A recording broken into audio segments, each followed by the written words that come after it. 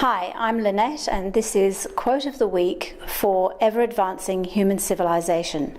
This week we're concentrating on poetry, and it's part of our series on spirituality in the arts.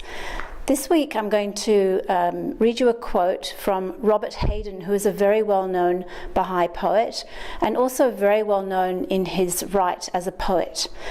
He has been recognized in the literary world as a poet of great influence, and this is what he says.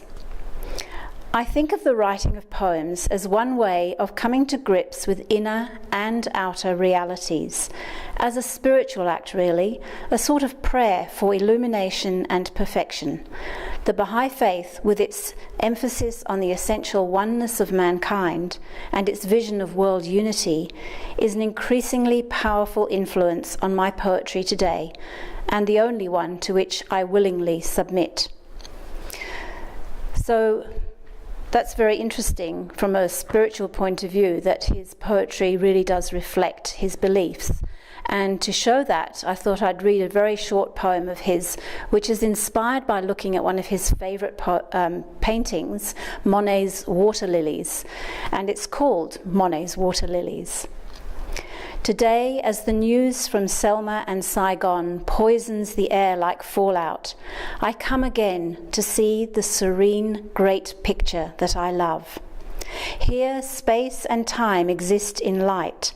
The eye, like the eye of faith, believes.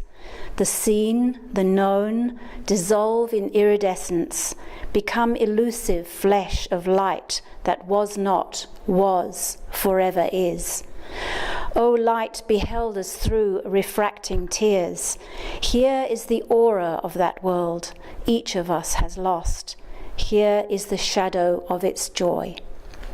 If you have any comments about that poem, or poetry in particular, please let us know in the comments section below, and please tune in next month to our segment on poetry.